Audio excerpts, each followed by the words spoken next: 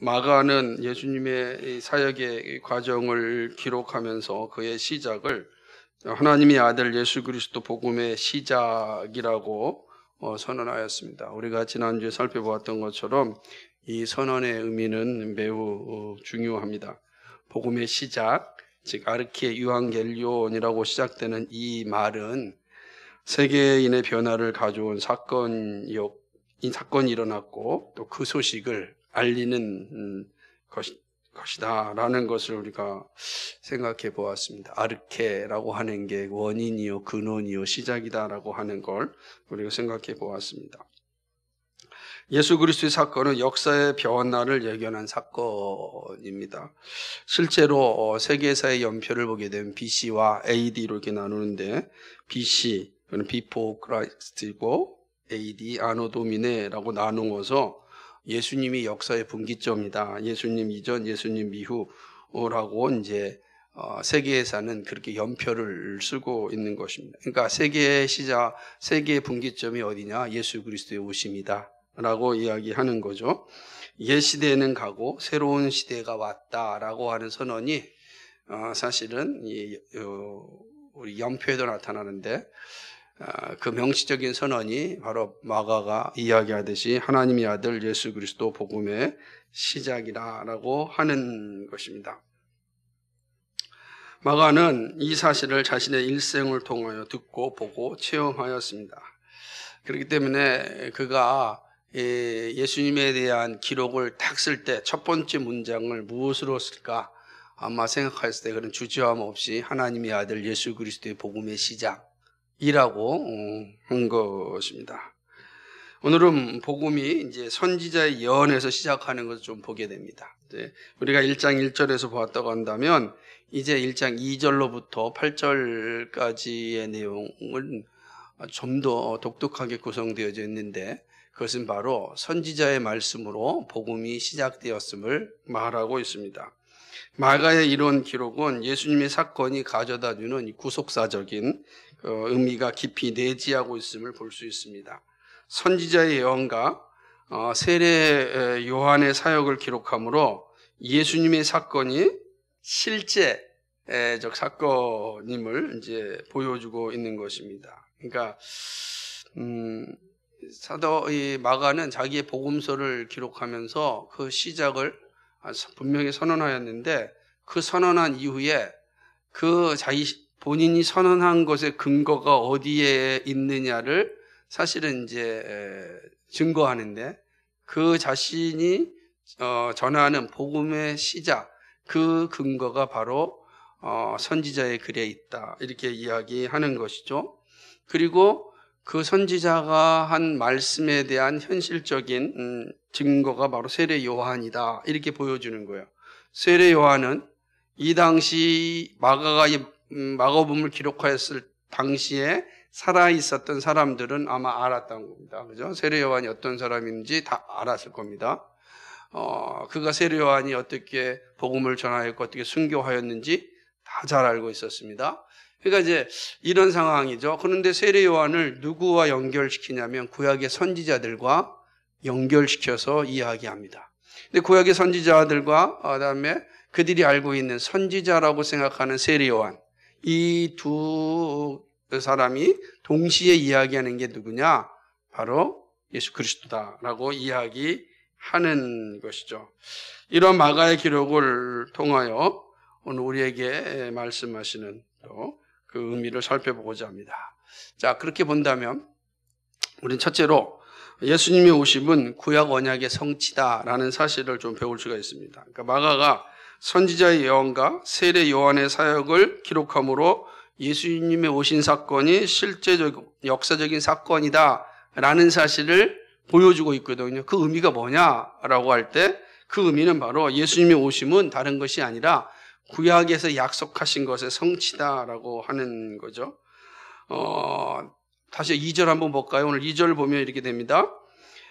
선지자 이사야의 글에 이렇게 시작하고 있습니다. 자, 1절에서는 하나님의 아들 예수 그리스도의 복음의 시작이라 이렇게 말씀하고 나서 곧바로 이어서 선지자 이사야의 글에 이렇게 기록되어 있거든요. 여러분, 만약 여러분 글을 쓴다고 한다면 분명히 목적을 가지고 쓸 수밖에 없잖아요. 그러니까 지금 마가가 예수님의 사역을 기록할 때 분명 목적이 있는 겁니다. 그 목적이 바로 2절에 나와 있는 겁니다. 1절은 자기가 앞으로 써야 될, 그죠? 이 복음서의 전체적인 주제와 목표, 방향이 무엇인지를 딱 선언하였다고 한다면 그 선언한 것의 근거가 어디서부터 왔는지를 보여주는 게 2절이에요. 그러니까 2절에서 선지자 이사야의 글에라고 하면서 이사야서의 말씀을 인용하는 것을 보고 있는 것입니다. 왜 그러냐면 자 보세요. 9절 한번 보게 되면 1장 9절을 봅시다. 9절을 보면 이렇게 되어 있습니다. 그때에 예수께서 갈릴리 나사렛에서부터 와서 요단강에서 요한에게 세례를 받으시고 이렇게 기록되어 있잖아요. 자 생각해 보세요. 1장 1절과 그 다음에 9절로 그대로 이어져도 전혀 문제가 되지 않죠. 하나님의 아들 예수 그리스도 복음의 시작이라 그때 예수께서 갈릴리 나사렛부터 와서 전혀 문장의 이어짐에 있어서도 이상하지 않고 자연스럽게 갑니다. 그런데 마가는 예수님의 지금 나타나는 사역을 말하기 전에 선지자 이사야의 글을 인용합니다. 그러니까 그 의미가 분명하죠. 지금 예수님이 하시는 모든 사역의 근거가 어디에 있다? 바로 구약에 있다라고 하는 거예요. 그 사실을 보여주는 거고 구약을 근거하는 것은 예수님의 사건이란 단순히 지금 1세기에 일어난 사건이 아니라 이미 하나님의 전 우주적 사건이요 구속사의 사건이다라는 것을 보여주고자 하는 것입니다. 마가는 예수님의 오심 즉 좋은 소식인 복음은 인간을 우상하게 조작된 것이 아님을 아주 분명하게 증거하고 있습니다. 자, 이 말도 이해를 하셔야 돼요. 그러니까 왜 마가가 이 선지자의 글을 인용하는가라고 할 때 사람들이 생각하는 겁니다. 자, 예수님은 지금 마가가 기록된 거는 AD 60년이에요. 예수님이 죽으신 후에 한참 뒤에요. 뒤에 이 복음서를 기록합니다. 그리고 그 순간까지 예수님이 33년에 돌아가셨으니까 그 이후로부터 제자들이 쫙 예루살렘과 유다와 사마리아와 땅끝까지 이르러서 지금 복음을 증거되고 있는 상황이에요. 이런 증거되면서 많은 사람들이 예수님을 믿고 교회가 세워지고 있는 것입니다. 그럴 때 이곳저곳에서 들려옵니다. 예수의 교회라는 것이 들려지지 않았겠습니까?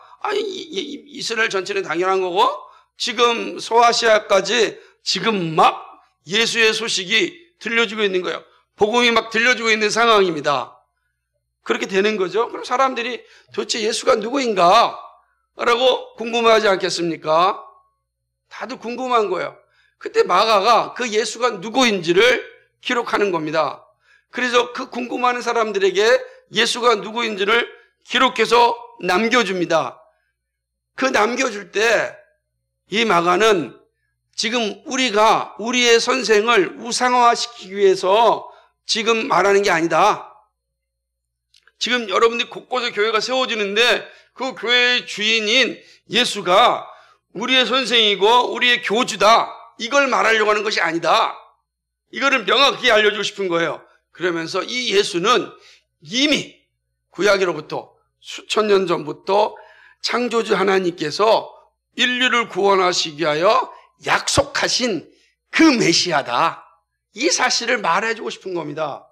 그래서 하나님의 아들 예수 그리스도의 복음의 시작이라고 해놓고 나서 이사야의 글을 인용하는 것입니다.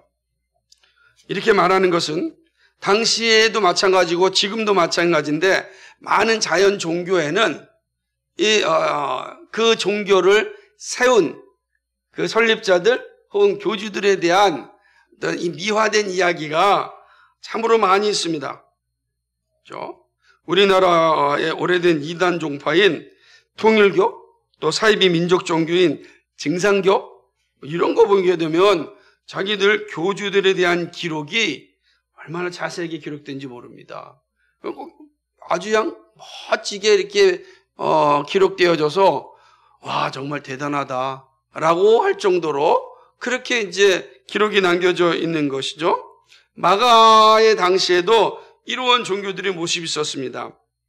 더군다나 이 마가는 이 복음을 이방인들에게 전해야 했습니다. 그러니까 다양한 자연 종교들이 있는 가운데 예수님을 전할 때 이 예수님이 다양한 종교 중에 하나다라고 전하고 싶은 마음이 전혀 없는 겁니다. 그렇죠?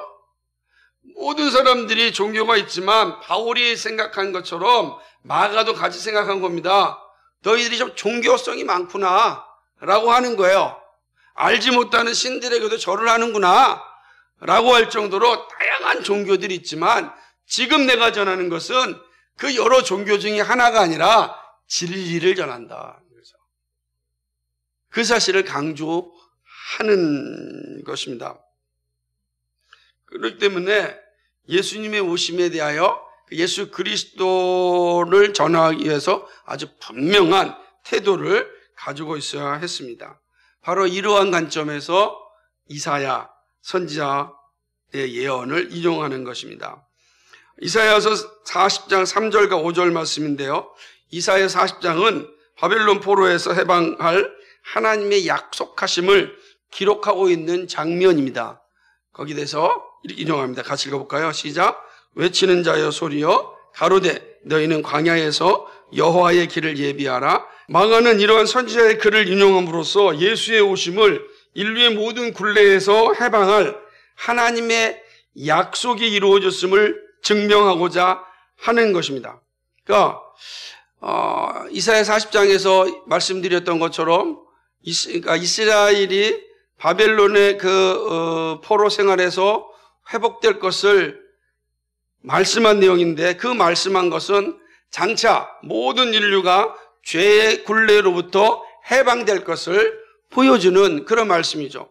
그럼 어떻게 인류가 이 모든 죄의 굴레에서 해방될 수 있겠는가? 마치 이스라엘이 바벨론이라고 하는 그런 압제적 세력에서 해방되듯이 인류가 모든 죄악으로부터 어떻게 해방될 수 있느냐?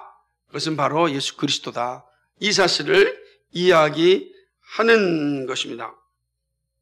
그들의 사역은 하나님의 구원이 언제 이를 것인가를 연구하여 가르쳤습니다. 선지자들은요, 끊임없이 연구하여서 하나님께서 그 말씀하셨던 해방의 날, 해방의 역사를 언제 줄 것인지를 끊임없이 연구하였고 가르쳤던 것입니다. 그리고 때가 참에 바로 그들이 연구하였고 그들이 공부하였던 그들이 열심히 가르쳤던 그 메시아가 온 것이죠. 그렇죠.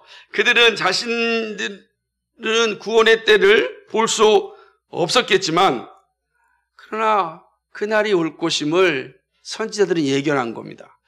저는 이게 참 선지자들의 가지고 있는 그 은혜이면서 동시에 고뇌였을 거라 생각합니다. 누구나 그 하나님께 받은 말씀이 이루어진 것을 보고 싶지 않겠습니까? 그런데 지금 선지자들은 분명히 하나님께 주신 말씀을 받았습니다. 그리고 연구하였습니다. 그리고 때가 되면 하나님께서 그 말씀하신 것이 이루어질 것이라는 것을 확신하였습니다. 그런데 선지자들은 그 날을 볼 수가 없었습니다. 받기만 하였고 보지는 못하였습니다. 하지만 그 말씀이 사실이기 때문에 선포하였던 것입니다. 베드로 사도는 이러한 선지자의 사역을 잘 알려주고 있습니다. 같이 한번 읽어볼까요? 베드로전서 1장 10절과 또 12절입니다. 시작. 이 구원에 대하여는 너희에게 임할 은혜를 예언하던 선지자들이 연구하고 부지런히 살펴서 자기 속에 계신 그리스도의 영이 그 많으실 고난 후에 얻으실 영광을 미리 증거하여 어느 시 어떠한 때를 지시하는지 상고하니라. 이 섬긴 바가 자기를 위한 것이 아니요 너희를 위한 것임이 계시로 알게 되었으니 이것은 하늘로부터 보내신 성령을 힘입어 복음을 전하는 자들로 이제 너희에게 고한 것이요 천사들도 살펴보기를 원하는 것이니라. 아멘. 선지자들은 구원의 때와 그 시간을 연구하여 오고 오는 하나님의 백성들에게 알려주심으로 자신이 처한 삶에서 견고한 믿음을 소유하였던 것입니다. 선지자들이 이 말씀을 전할 때는 다 어렵고 힘든 겁니다. 나라가 망할 때입니다. 그리고 망한 그 현장을 목격한 거죠. 예레미야는 그 망하는 순간을 함께 하였습니다. 에스겔은 그 망한 그 모습 가운데 1차로 포로로 잡혀가가지고서 바벨론의 그발강가 안에서 그 하나님의 말씀을 받았습니다. 이사야 선지자도 마찬가지입니다. 그 나라가 망하여 가는 그 과정 가운데 하나님께 주신 말씀을 가지고 전하였습니다. 다니엘은 망하여서 포로로 잡혀간 나라에서 하나님께 말씀을 받습니다. 자, 선지자들이 처한 상황이라고 하는 것은 녹록한 현실이 아니었습니다. 힘들고 어렵고 괴롭고 아프고 고통스러운 현실이었습니다. 근데 그런 현실에서 믿음을 부여잡고 살 수 있는 힘의 근거가 어디에 있었겠습니까? 약속의 말씀이었습니다. 언약의 말씀. 이 모든 것이 지나갈 것이다 라고 하는 것입니다. 이 모든 것이 지나가고 다시금 해방의 날이 올 것이다. 자유의 날이 올 것이다. 성경적 표현으로 쓴다면 희년의 날이 올 것이다 라고 하는 것입니다. 그 날을 기대하며 소망하며 살았습니다. 근데 그 날은 단지 이스라엘이 바벨론으로부터 회복되는 그 날만 바라보는 것이 아니고 궁극적으로 그 날은 하나님께서 메시아를 보내주셔서 인류가 가지고 있었던 모든 죄악의 짐으로부터 자유케 되는 진정한 희년을 누리게 될 것이다. 그것을 바라보면서 이 선지자들은 백성들에게 복음을 전하였던 것입니다. 베드로 사도의 말씀의 해석자이기도 한 마가는 누구보다도 이 사실을 잘 알고 있었습니다. 그러므로 예수의 오심에 단순한 한 인간의 영적 사건이 아님을 명백하게 한 것입니다. 예수의 오심은 타락한 인류를 위하여 태초부터 약속하신 하나님의 구원의 역사적 그 사건이 성취되는 것임을 그는 확인하였습니다. 비록 역사적 성취가 세례 요한의 사역으로 시작을 됩니다. 구약의 약속은 구원의 주가 오시기 전에 그에게를 예비하는 자가 있음을 알려주고 있습니다. 자, 선지자들이 하나님께로 받은 놀라운 은혜를 받았습니다. 장차 모든 인류가 죄악으로부터 해방되어지고 참된 자유가 올 것이다 라는 사실을 받았습니다. 그때가 언제인가? 아무도 모르는 거죠. 그러나 그들은 받은 거야. 근데 그때가 언제인가를 알 수 있는 단서를 주었는데 그때는 바로 그 메시아가 오기 전에 광야에서 외치는 자의 소리가 있을 것이다 라는 것을 받았습니다. 그 광야의 소리가 들려질 때 바로 그때는 하나님께 약속하신 그 구원이 임할 때이다. 이것을 받은 거예요. 그리고 그것을 알려주었습니다. 그러므로 선지자들은 이제 이 놀라운 이 약속이 성취되는 그날을 기대하며 있었던 것입니다. 이사야 40장 10절과 말라기야 3장 1절은 이 사실을 우리에게 가르쳐 줍니다. 보라, 주 여호와께서 장차 강한 자로 임하실 것이요 친히 그 팔로 다스릴 것이라. 보라, 상급이 그에게 있고 보응이 그 앞에 있으며 강한 자로 임할 것이다. 구원을 이루기 위하여 하나님의 영광이 나타날 것이다 라고 선언하였습니다. 우리 말라기 3장 1절 같이 한번 읽어볼까요? 시작. 만군의 여호와, 보라, 내가 내 사자를 그가 내 앞에서 길을 예비할 것이요 또 너희의 구하는 바 주가 호련히 그 전에 임하리니 곧 너희의 사모하는 바 언약의 사자가 임할 것이라. 아멘. 자, 주 여호와께 장차 강한 자로 임하실 것입니다. 친히 그 팔로 다스릴 것입니다. 이렇게 말씀하셨어요. 이 놀라운 일들이 일어나기 전에 어떤 일을 합니까? 내 사자를 보내리니 그가 내 앞에서 길을 예비할 것이다 라고 하는 것입니다. 자, 그 약속하신 메시아가 올 텐데 메시아가 오시기 전에 하나님께서 사자를 보내서 그 길을 예비하십니다. 강한 자가 오기 전에 그의 길을 예비한 언약의 사자, 즉 메신저가 올 것이라는 사실입니다. 마가는 구약에서 말한 언약의 사자, 즉 그 길을 평탄케 하는 자가 세례 요한이다 라고 밝히는 겁니다. 그것이 오늘 말씀인 것입니다. 광야에서 외치는 자의 소리가 있어 가로되 너희는 주의 길을 예비하라. 그의 첩경을 평탄케 하라. 이 말씀이 세례 요한에서 성취되었다. 4절에 보니까 세례 요한이 이르러 광야에서 죄 사함을 받게 하는 회개의 세례를 선포하니 라고 이야기합니다. 세례 요한의 나타남은 이스라엘 백성들에게 있어서는 위대한 일이었습니다. 왜 그러냐면 이스라엘이 세례 요한이 오기 전까지 약 400년 동안 하나님의 말씀이 들려지지 않았습니다. 복음이 선포되지 않았습니다. 그러므로 우리는 그 시대를 암흑기라 그래요. 구약과 신약의 중간기 400년을 암흑기예요. 더 이상 하나님의 말씀이 들려지지 않은 것입니다. 그러니 어떻게 되겠습니까? 여러분, 말씀이 들려지지 않으면 어떤 현상이 일어나겠습니까? 사사기와 같은 현상이 일어나는 거예요. 사람이 자기 소견에 오른 대로 살아갑니다. 그럼 자기 소견에 오른 대로 살아갈 때 그 소견에 힘을 쓰는 사람이 누구겠습니까? 정치인입니다. 권력을 가진 사람들입니다. 그래서 400년 동안 이곳저곳에서 자신이 메시아다라고 하는 이들이 나타나는 것입니다. 복음이 없으니 힘 있는 자들이 그 일을 하는 것이죠. 하나님의 말씀을 떠나서 권력으로 하나님의 나라를 세우려고 하는 일들이 나타난 것. 대표적인 게 마카비 왕조 같은 것입니다. 그리고 그들은 자신들 앞에서 주어졌던 율법과 관계없이 자신들 입맛에 따라서 제사장이 됩니다. 바리새인들, 서기관들, 이들이 구약에 있는 아론 계통의 사독 계열의 제사장이 아니에요. 자신들이 제사장이 되는 거예요. 권력으로 자신을 제사장으로 만듭니다. 말씀이 사라지면 자기 소견에 오른 대로 살고 자기 소견에 오른 대로 사는 자들 가운데 힘을 가진 자가 하나님의 법을 유린하는 것입니다. 그래서 400년 동안 엉망진창이 되는 거죠. 사람들이 어디로 가야 될지 모르는 거예요. 어디서 정말 소망의 메시지를 들어야 될지 모르는 겁니다. 바로 그때 광야에서 소리가 들립니다. 세례 요한이 말씀을 전하는 것이죠.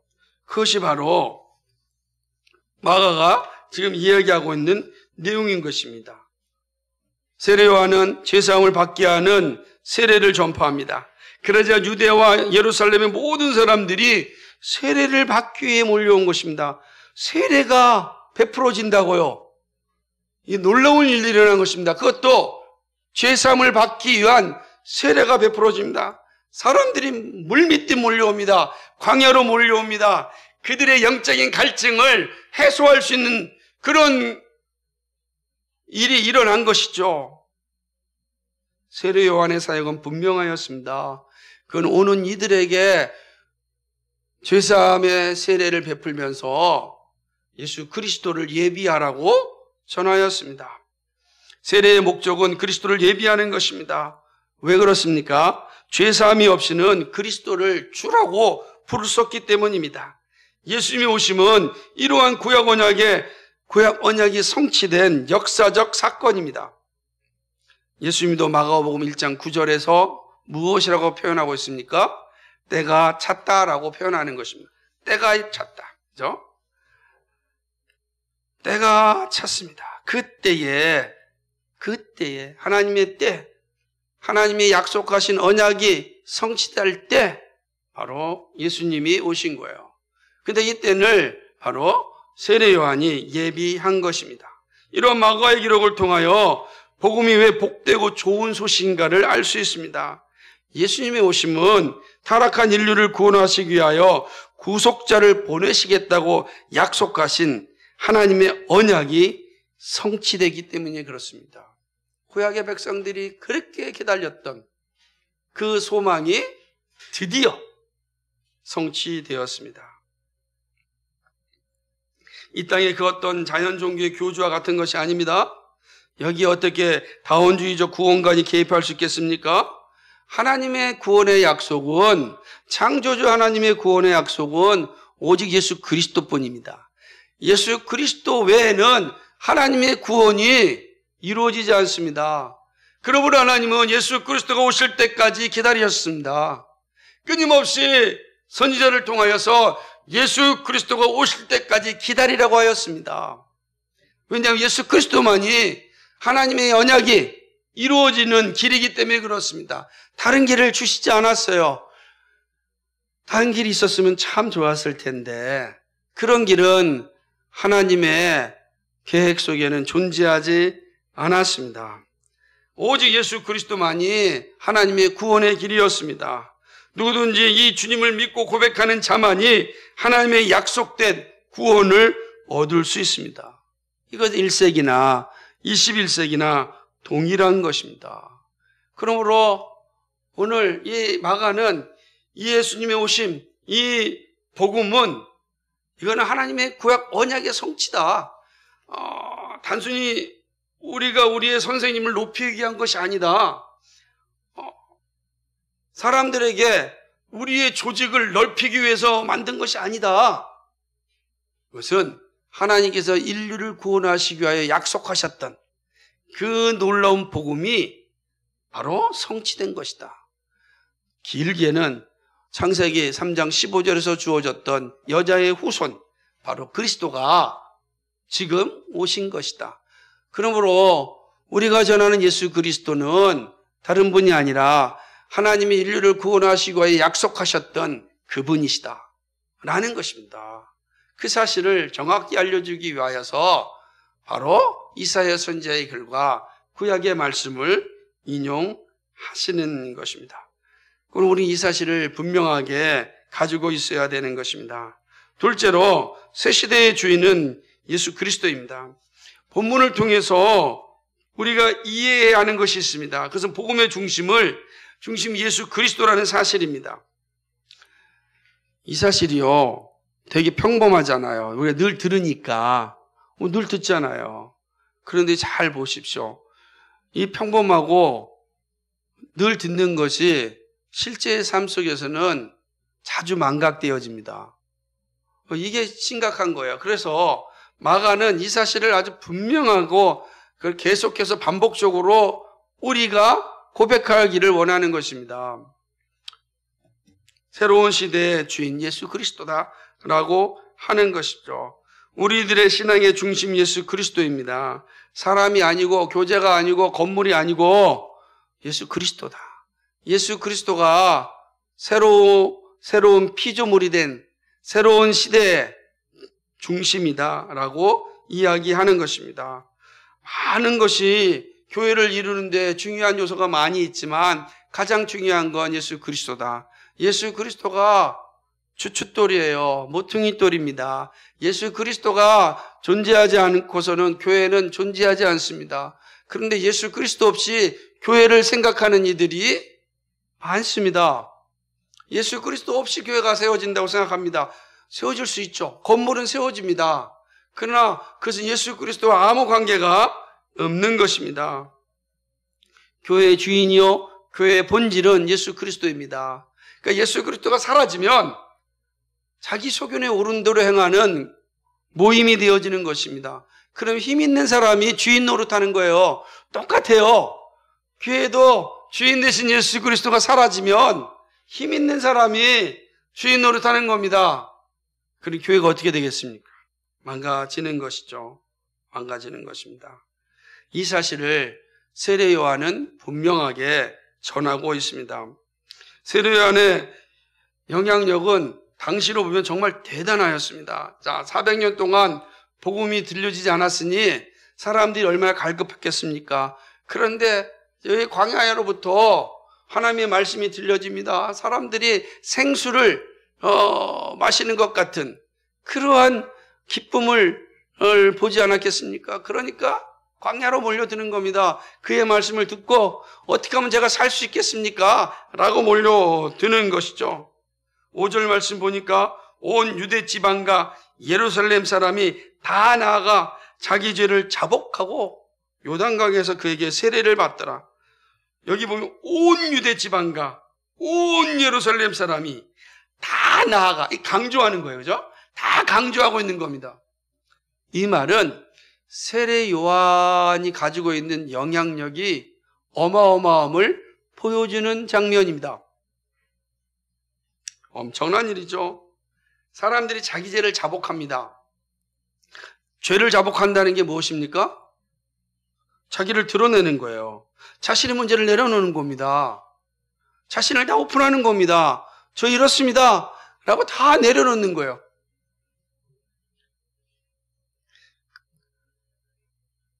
세례 요한은 이들을 향하여서 누가복음 3장 7절부터 14절을 보게 되면 엄한 진노의 소리를 내립니다. 너희 모든 죄를 회개해야 된다. 그죠? 정말 너희들이 하나님 앞에서 범죄한 것이 있다면 다 회개해야 된다. 군인들 회개해야 됩니다. 너희 공무원들 회개해야 된다. 너희들이 정직하게 행하지 않았던 모든 것들을 다 회개해야 된다.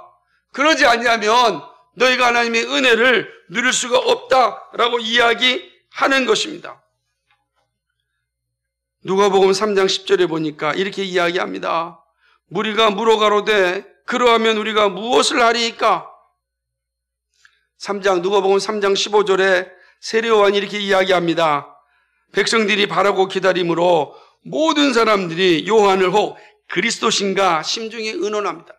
그러니까 세례 요한의 말을 듣고 이제 이 세례 요한은 우리가 그토록 기다렸던 그 메시아 그리스도인가 보다 라고 생각합니다. 무엇을 하리이까? 회개해라. 너가 지었던 모든 죄를 하나님 앞에 회개하라. 그러지 않으면 진노가 임할 것이다 라고 이야기하는 겁니다. 도끼가 지금 가까이 있다 라고 하는 거예요.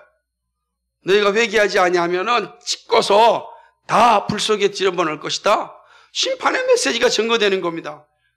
자, 이것은 구약의 선지자들이 전하였던 선포와 동일한 겁니다. 우상숭배와 죄에 대해서 선지자들은 엄하게 심판하였어요. 거기서 벗어나지 아니하면 하나님의 진노가 너에게 임할 것이다 라고 증거하였습니다. 근데 세례 요한이 그렇게 전하고 있는 겁니다. 그러니 400년 동안 듣지 못하였던 복음에 갈증하였던 이 사람들이 세례 요한을 어떻게 생각합니까? 그리스도신가? 저분이 정말 메시아다 라고 생각하는 거예요. 그러나 세례 요한은요, 새로운 시대의 주인공이 누구인지 잘 알고 있었습니다. 비록 자신이 능력을 발휘하고 사람들이 자신의 주변에 몰려들었지만 자신은 새로운 시대의 주인이 아니었습니다. 아무리 큰 공이 있어도 그는 주인이 아닙니다. 왜냐하면 그는 구원을 줄 수가 없기 때문입니다. 오히려 세례 요한은 이렇게 이야기합니다. 요한복음 3장 28절입니다. 같이 읽겠습니다. 나의 말한 바 나는 그리스도가 아니요 그의 앞에 보내심을 받은 자라고 한 것을 증거할 자는 너희니라. 너희들이 나에게 대해서 이해할 것은 내가 메시아가 아니다. 너희가 나한테 뭐라고 얘기하냐? 메시아를 준비하는 사람이다. 말라기 3장 10절에서 말해줬던 것처럼 주의 길을 예비하는 사자라. 이렇게 이야기해야 한다라고 하는 것입니다. 그러면서 요한복음 3장 30절에 분명하게 이야기합니다. 그는 흥하여야 하겠고 나는 쇠하여야 하리라. 아멘. 나는 쇠하여야 하리라. 수없이 몰려드는 사람들 앞에서 세례 요한은 분명하게 선언합니다. 나는 그리스도가 아닙니다. 자, 지금 누가 이걸 기록하고 있어요? 마가가 기록하고 있습니다. 자, 이 마가는 지금 이방인들에게 예수 그리스도가 누구인지를 증거하기 위하여서 복음서를 쓰고 있어요.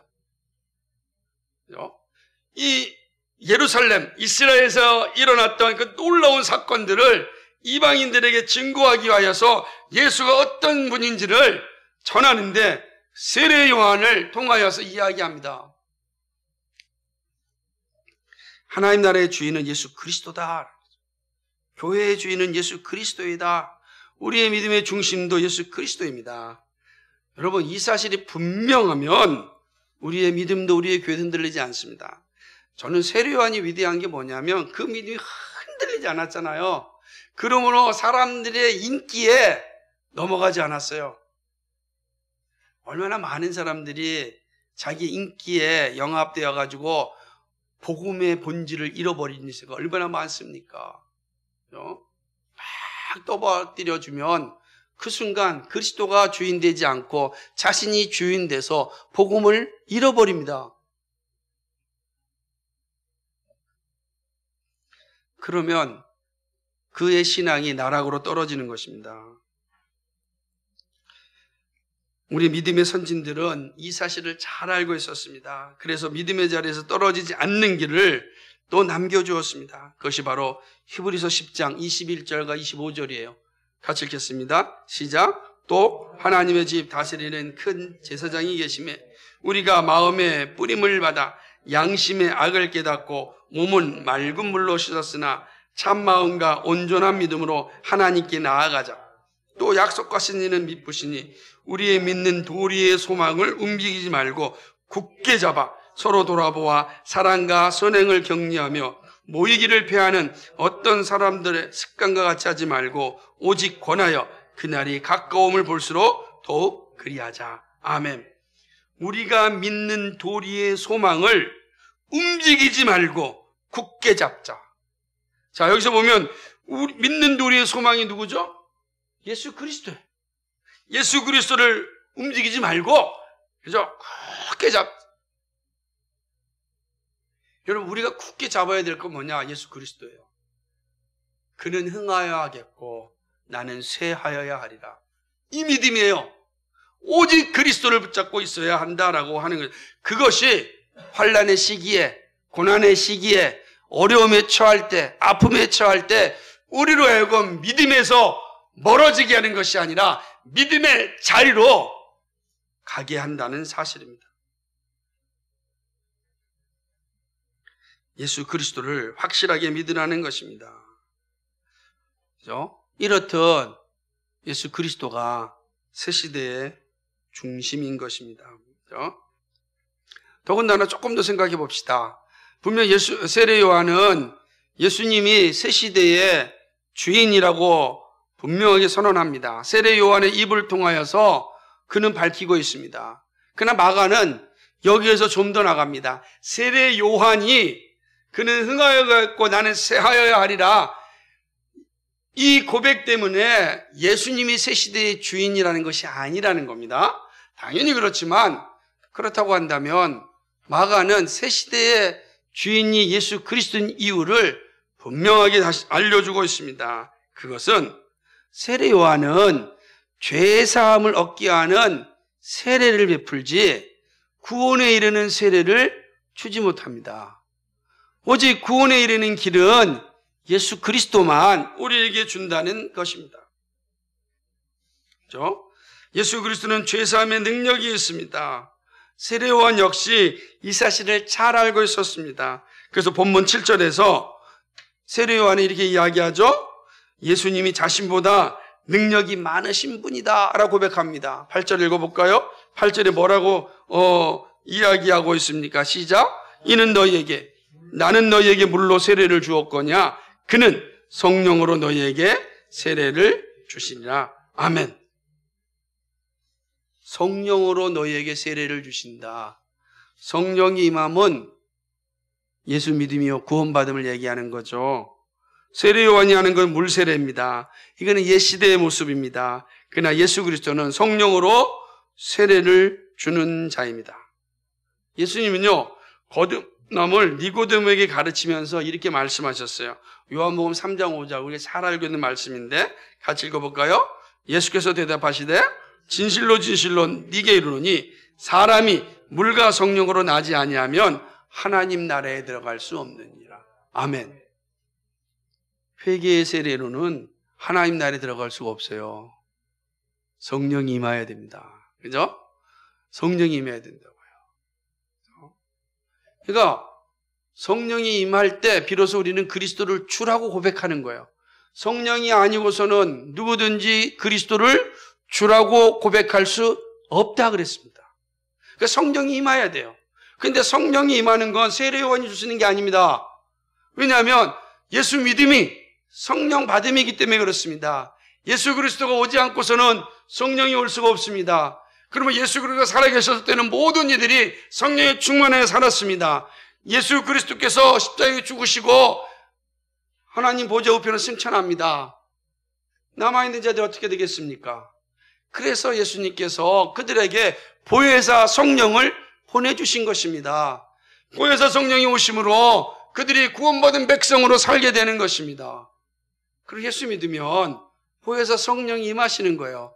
보혜사 성령이 임하시면 그 성령이 우리로 하여금 구원받은 백성으로 살게 합니다. 구원을 고백하게 하고 구원받은 백성으로 살아가게 하는 것입니다. 그러므로 세례 요한의 세례로는 새 시대의 삶을 살 수가 없는 겁니다. 그러나 세례 요한이 오므로 새 시대가 왔음을 알게 되는 것입니다. 이제 누구든지 예수 그리스도로 인하여 구원받고 성령으로 세례받아 하나님의 자녀가 되는 것입니다. 자, 복음의 중심은 무엇인가? 다른 것이 아닙니다. 바로 성령으로 세례를 주시는 예수 그리스도입니다. 예수 그리스도가 바로 우리의 중심입니다. 우리가 믿음 생활하면서 흔들리고 어려워지는 이유 중에 하나는 이 분명한 중심이 바로 세워져 있지 않기 때문에 그런 것입니다. 교회의 중심도, 우리의 가족의 중심도, 내 삶의 중심도 예수 그리스도여야 합니다. 오직 예수 그리스도만 드러나야 합니다. 그럴 때 우리가 믿음의 자리에서 흔들리지 않고 견고하게 서 있을 수 있습니다. 우리는 복음 시대에 살고 있습니다. 무슨 말입니까? 우리의 삶의 기준이 예수 그리스도에 있다는 것입니다.